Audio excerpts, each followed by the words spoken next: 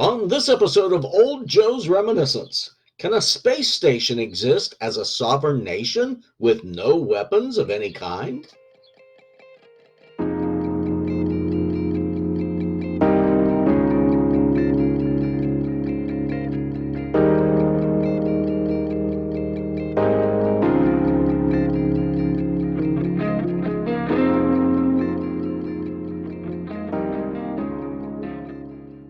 This pilot for a proposed new science fiction series originally aired on the ABC Sunday Night Movie on November 28, 1971. Despite a write-up in TV Guide, this film was a flop in the overall ratings. Maybe that's a good thing, because from what I've read about the cost of producing this pilot, it sure makes sense that filming it every week might have been cost prohibitive in 1971.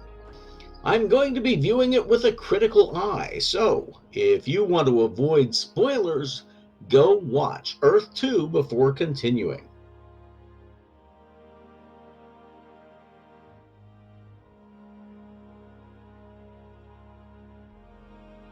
The ABC Sunday Night Movie.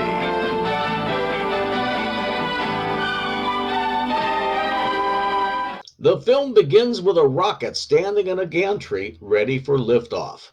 A screen graphic explains that the orbiting space station, as depicted in the film, is based on NASA's advanced studies, and the filmmakers extend their thanks to the organization. We cut to a scuba diver coming up for a look.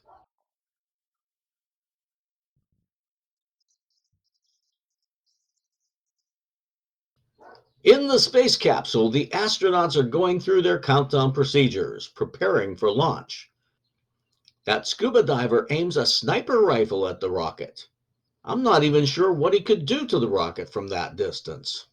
The sniper's got his target almost scoped in when men on a Coast Guard cutter open fire with machine guns.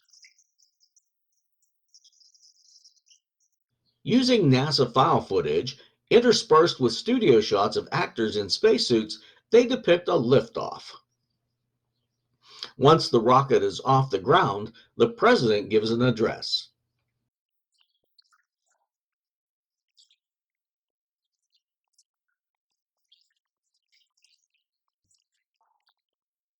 Earth 2 is to be designated as an independent nation. The president is asking people to show their approval by leaving their lights on at midnight, and the satellite will tabulate the results. Interesting. Mission Control seems to be just a few monitoring stations facing a mural. Two men discuss the sniper.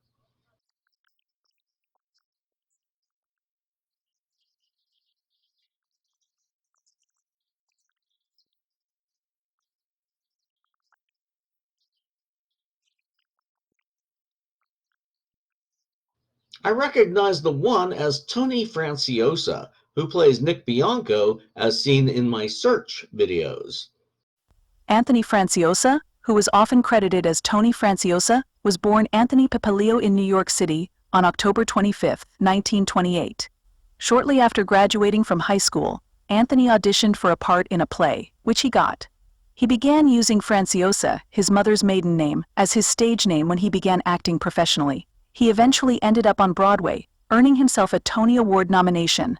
Anthony had his sights set on Hollywood, where his good looks gained him appearances in several films in 1957. He was nominated for Best Actor in 1958. His quick ascent to Hollywood fame proved too much for Tony to handle, and it was followed by a sudden fall from grace with showrunners. He once spent 10 days in jail for punching a photographer, and his combative personality labeled him as difficult to work with. It's said that Tony's quick temper was the reason he was fired from the NBC series, The Name of the Game. He is probably best known for starring in the Matt Helm television series. Anthony Franciosa died of a stroke on January 19, 2006. He says it begins.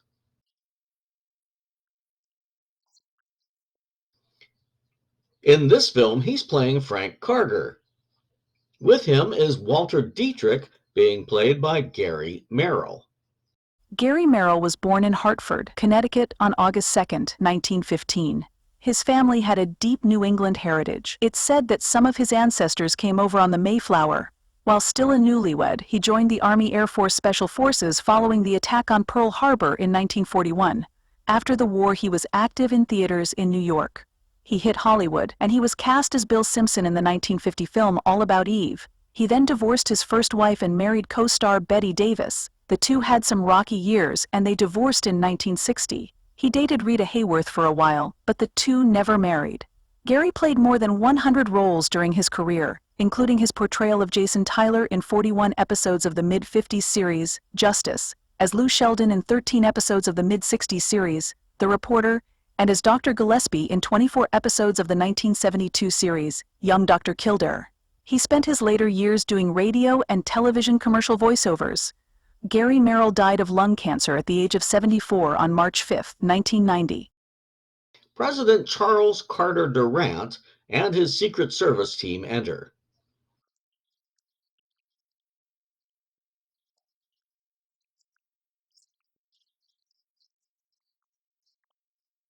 The president is played by Lou Ayres. Lou Ayres was born in Minneapolis on December 28, 1908. While growing up in California, young Lou had ambitions of being a doctor. He dropped out of college and started playing banjo with a band. A talent scout noticed him and landed Lou an uncredited bit part in the 1929 film, The Sophomore. His first credited role was in 1929's The Kiss, starring Greta Garbo, but the part that got him noticed was as Paul in the 1930 epic, All Quiet on the Western Front. He is best known for playing the title role in a series of Dr. Kildare films beginning in 1938 and a radio show revival of the character. He was shunned by moviegoers after declaring himself a conscientious objector when he was drafted in 1942. He eventually served as a medic in the South Pacific.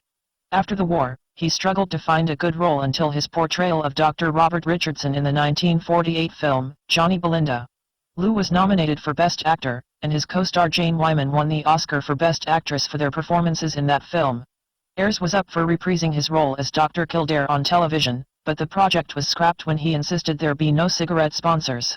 He continued to work in television, doing guest appearances into the 1990s.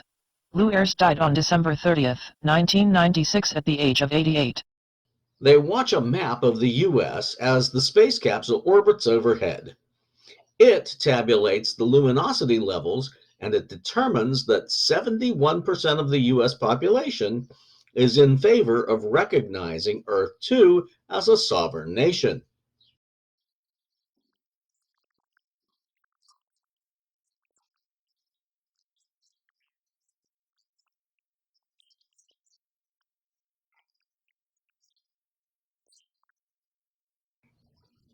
We see what appears to be a completed space station, and there's a music background.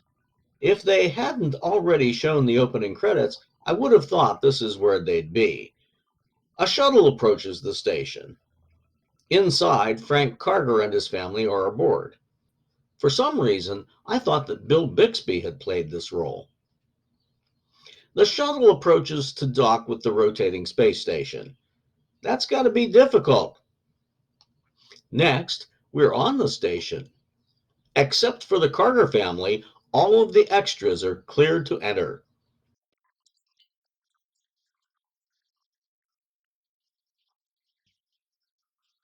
Frank seems a bit confused.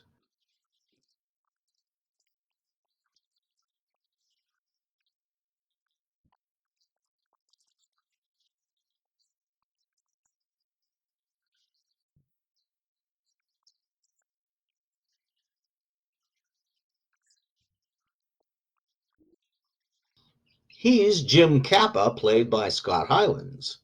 Canadian actor Scott Hylands was born in 1943. He studied theater at the University of British Columbia before heading to New York with his sights set on Broadway. He was lured west and became involved with the American Conservatory Theater in San Francisco. He auditioned for a film role. He was overlooked for the part, but it led to his introduction in the 1969 film Daddy's Gone A-Hunting. He found steady work playing tough guys on television and in films. He played Detective Kevin O'Brien in 96 episodes of the mid-80s Canadian television series Night Heat. He was active in the industry until health issues forced him to retire. Scott Hylands is 81 years old and battling leukemia. And while we're greeting people, let's introduce the rest of the Karger family. Lisa Karger is played by Mariette Hartley. Mariette Hartley was born Mary Loretta Hartley on June 21, 1940 in Connecticut.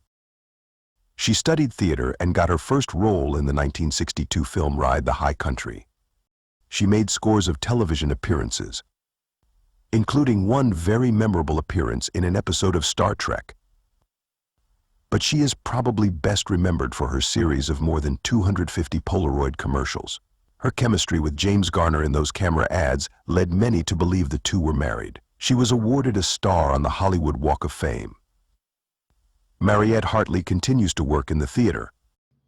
And young Matt Karger is played by child actor Brian Dewey, who played a dozen roles from 1969 until 1975. The reason for the holdup was Matt's toy pistol.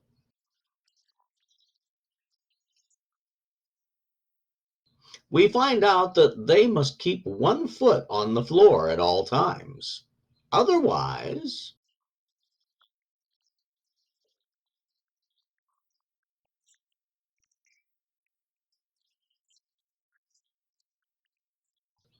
not even toys.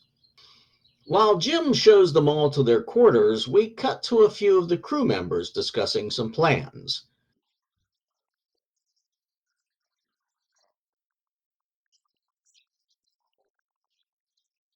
They are interrupted by word of a possible ICBM launch from China.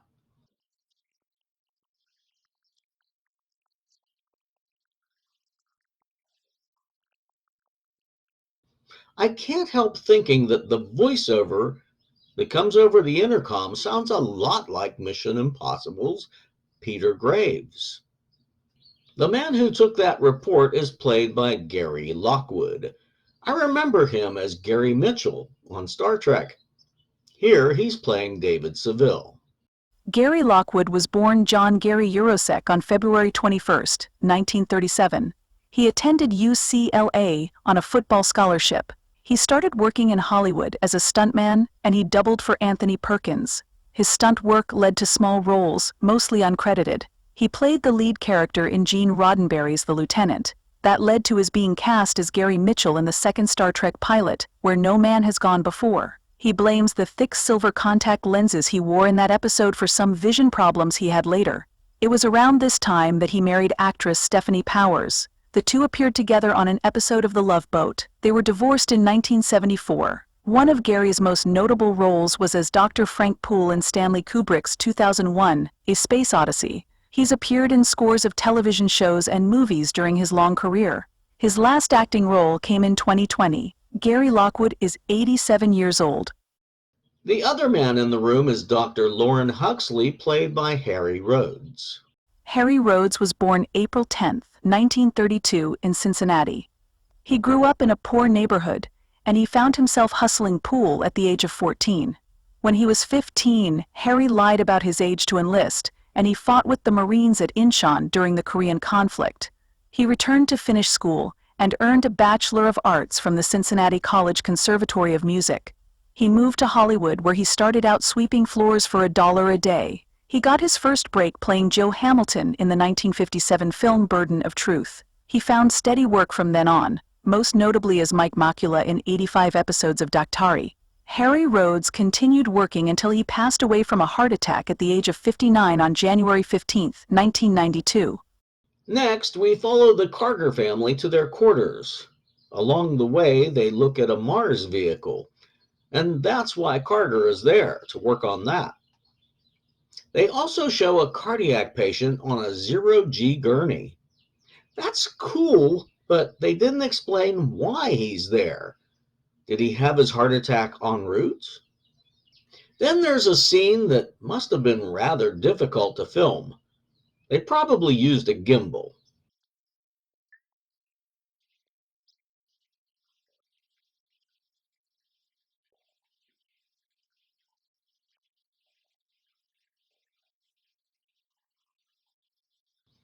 The budget for this film must have been astronomical.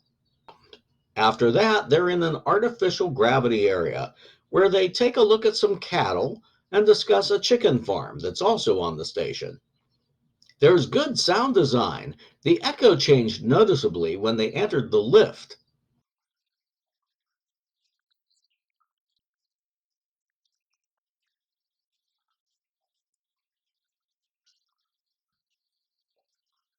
There's a brief scene in the infirmary where Dr. Huxley checks on a pregnant patient. She's Ilyana Kovalevsky, played by Inga Svensson. Winifred Inga Swenson was born in Omaha, Nebraska on December 29, 1932. She studied drama at Northwestern University. The Tony-nominated actress began her career on stage in 1949. Inga appeared on a few television dramas before her silver screen debut in the 1962 film Advise and Consent. She appeared in dozens of roles. Her portrayal of the evil housekeeper, Ingrid Svensson, led to Inga being cast as the German-born housekeeper in the 1979 series Benson. Her Emmy-nominated performance was so good that many believed she was actually German. Inga retired from acting in 1998 and she passed away at the age of 90 on July 23rd last year. I'm finding it quite amusing that they aren't allowed to have any weapons, not even toy guns, but they do provide a television channel that plays westerns depicting gunplay. Or did the Kargers bring contraband media with them?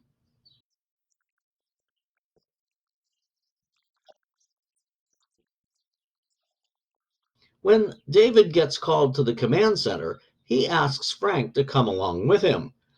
There, the man showing them the radar screen is Anton Kovalevsky, the husband of the pregnant woman we saw earlier.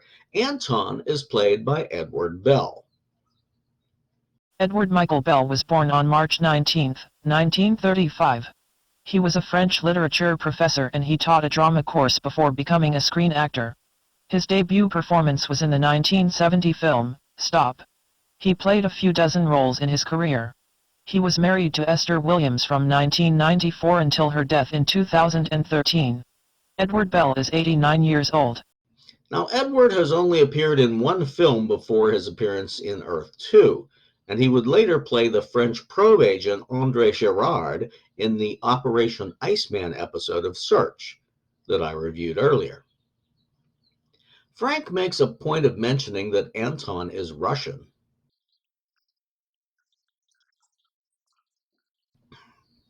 I had to chuckle as some information came up on a screen, not so much for the antiquated courier typeface, but for the typewriter sound effect that accompanied it.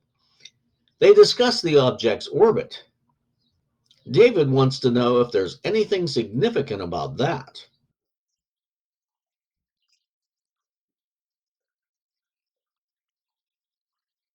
Again, it could be a nuclear warhead. They send a ship out to get pictures of whatever it is. Jim Kappa and Lisa Karger approach the satellite in their craft. Lisa starts to take pictures of it, and I begin to wonder if that's a Polaroid camera that she's using. The way she moves the camera as she's taking the shots, I would think that the photos might turn out blurred. Going through the prints back aboard Earth 2, Frank takes another opportunity to get a little dig in aimed at the Russian Anton.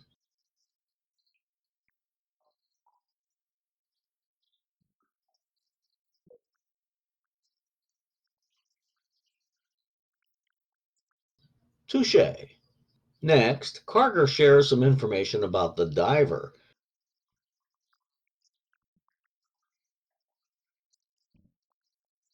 He adds that it would have taken the Chinese as long to launch that MRV as it took them to build Earth 2.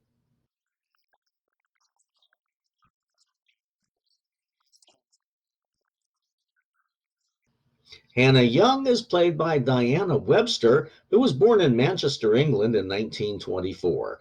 She appeared in a few shorts in 1945, and then she seemed to disappear, only to re-emerge in 1969. Diana remained busy in the industry until 1992, and she died in 2010. David takes the shuttle down to Switzerland to meet with the Chinese and the Russians.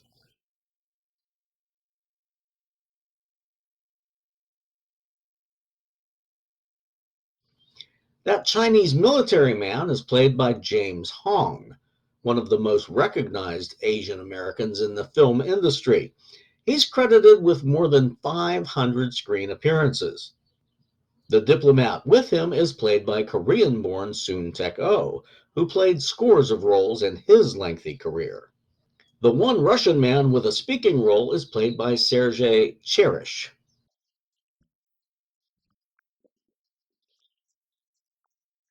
Gaining nothing from the meeting, David returns to Earth 2, where he discusses the situation with Frank, who thinks that they should take action against the threat.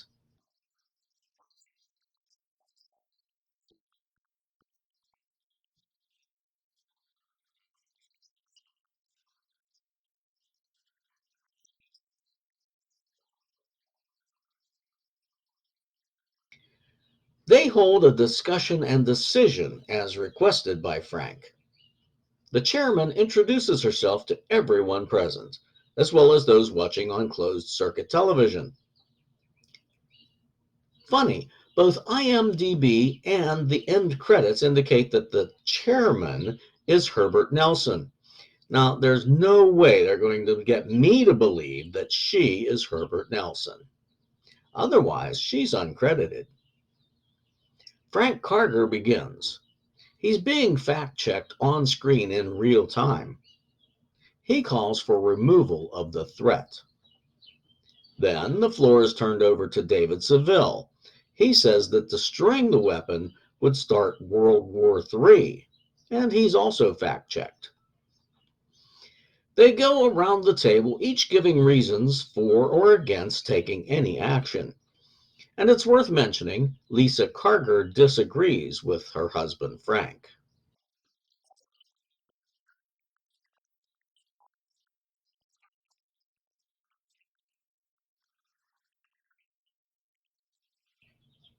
When the votes are all tallied, it's very close, but nearly 52% of Earth 2's residents say yes.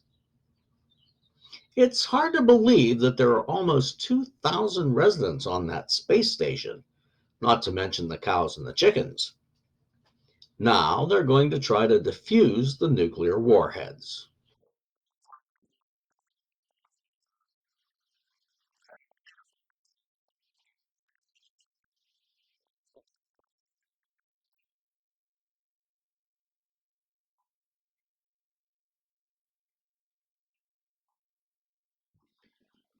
As the astronauts fly out to defuse the missiles, China warns that they will retaliate.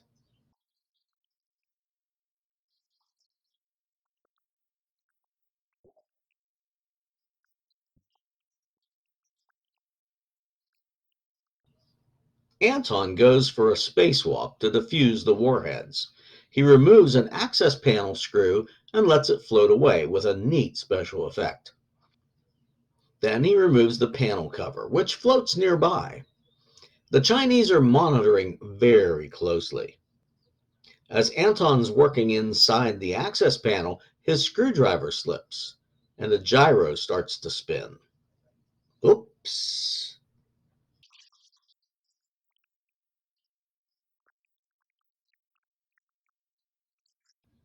Anton pulls a circuit and begins snipping cables. First one, and then the second.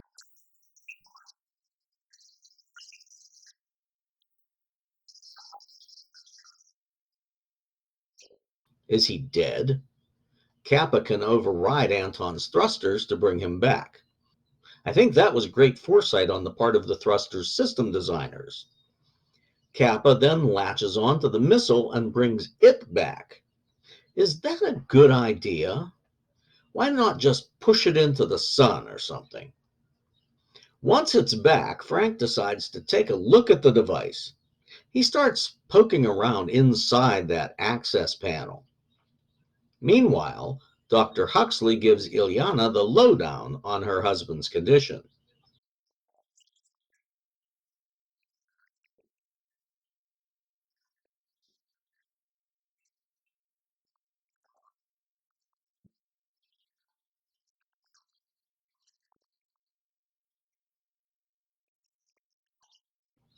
He has only a 1 in 5 chance of surviving that all or nothing procedure, however.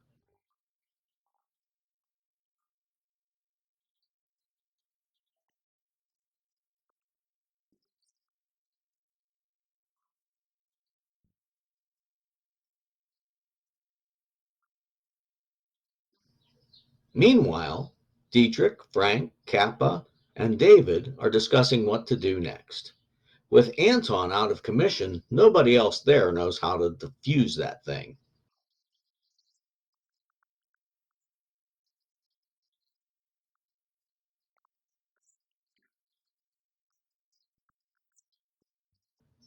Really?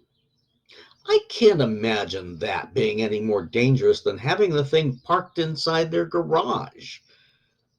Frank's going to take a stab at disarming it. Meanwhile, two surgeons are working on Anton. I applaud director Tom Grice. There's a funky shot of medical personnel standing on the ceiling in the operating room. Meanwhile, Lisa Karger has blown up a photo of that circuit board that Anton was working on when it blew. Her husband is going to run it through analysis before attempting to defuse the nuclear device. David wants to know how long it will take. They're approaching a window to jettison toward the sun. Frank wants to keep the missiles.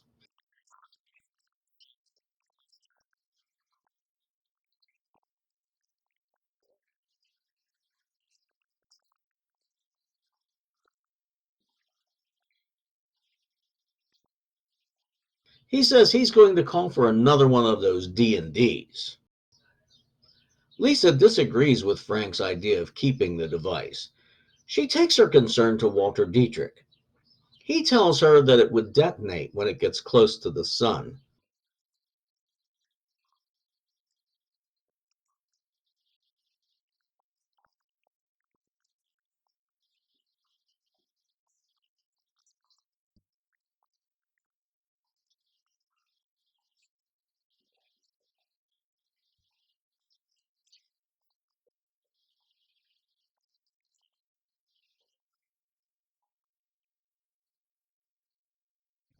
It sure sounds like the right thing to do. Back in the operating room, they're still working on Anton. I can't think of any advantage of having those instruments handed down from up above, but it sure makes for interesting viewing. It seems that Lisa's got something up her sleeve as she pays a visit to that room overlooking the airlock that contains the nuclear weapon. She turns on the lights to get a better look. Shouldn't her husband be already there working on the circuits by now? Lisa turns on a monitor. Oh, Frank and the others are wasting time in that D&D. Lisa looks determined to do something. But what? Without the proper trajectory, shoving that thing out of an airlock could prove to be a disaster. I mean, for all she knows, it could fall back to Earth and explode.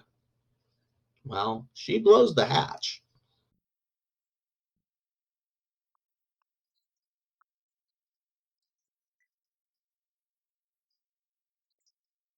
And the D&D is quickly interrupted. Lisa launches the thing into space mere seconds before the others come in to find that airlock chamber empty.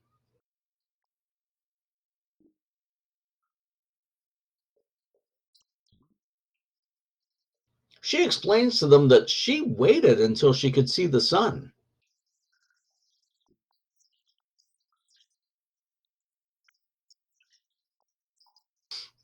And as I've surmised, its trajectory is toward the Earth. And when it hits the atmosphere, it will heat up and detonate.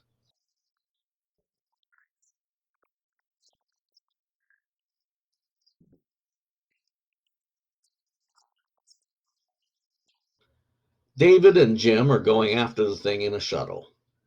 Unfortunately, they can't get to the nuclear device before it begins its re-entry. It's going to get hot.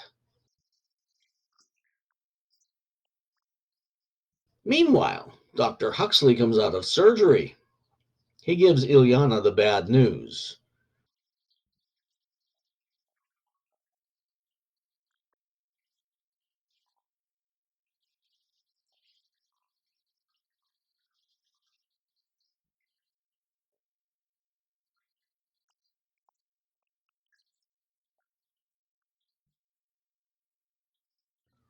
These folks really can't get a break, can they? Next, the shuttle is closing on the missile.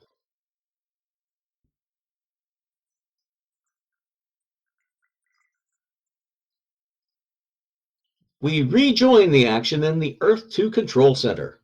Frank comes in with information that David needs before interception.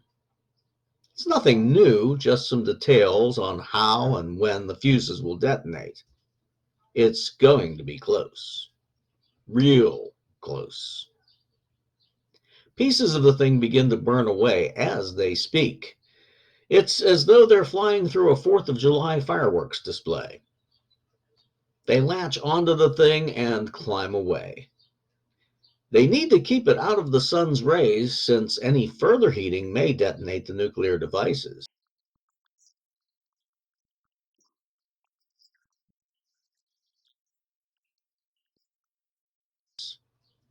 Now you tell me. They turn the shuttle so that the sun is hitting the side opposite the nuclear device. Okay, so now what? They don't have enough fuel to wait out another window. Back in the medical center, Anton regains consciousness and he reaches out to Ilyana. Could it be that the operation worked after all? Could he tell the others how to disarm those missiles?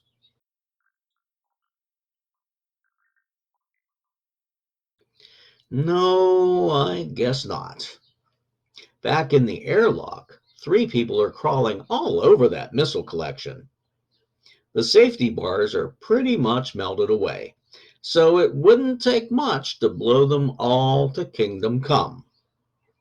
They attach thermometers and set them to 78 degrees.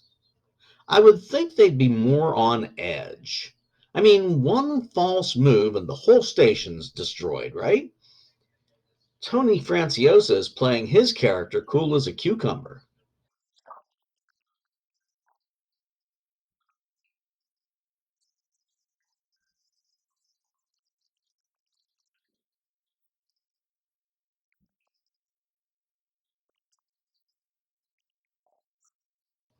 Since we read and typically wire things up from left to right, the three figure that they should disconnect in reverse order of that.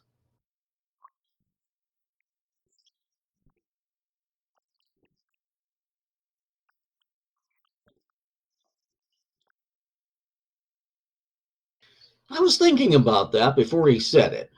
It's back to a 50-50 chance. I guess it doesn't make much difference in Frank's mind. The other way was only 60-40.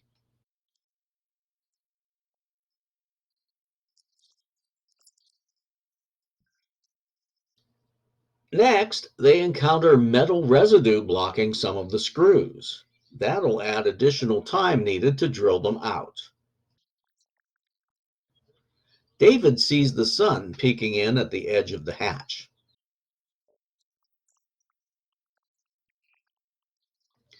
They're still rotating, just a bit, having overloaded certain systems attempting to stop.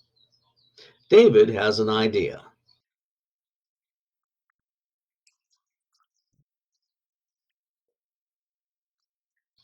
They'll try to stop the rotation to keep them in the shade. As the temperature climbs inside that airlock, Jim positions his craft against an arm of Earth 2 and he applies thrust.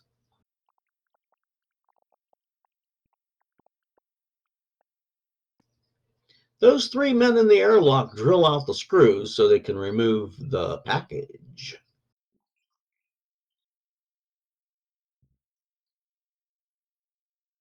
They're at 2 down and 1 to go as the thermometer reaches 75 degrees. David is the last to throw a wrench in the works as all 3 safety bars melt completely through.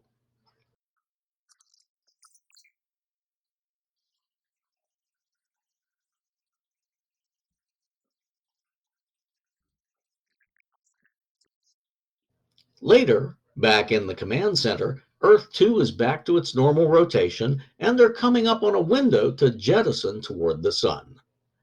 This time, even Frank Karger agrees with their decision.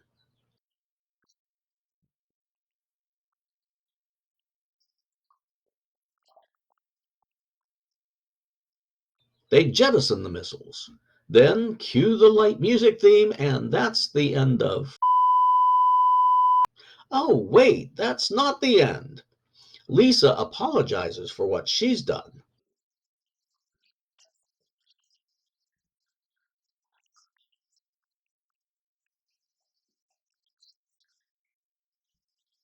And speaking of citizens, they have a new one.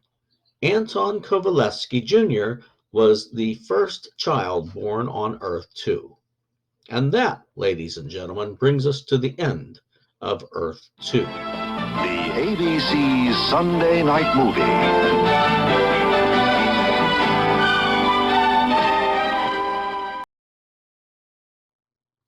So I do know for certain that I've seen this movie before. I may not have watched it in 1971, but I have seen it at least once after that. I have it recorded on a VHS tape that I have stored away somewhere. It was worth another look. So, in all fairness, my idea of sending the nuclear device into the sun might not have been something that I thought of. It might have been something that I'd remembered.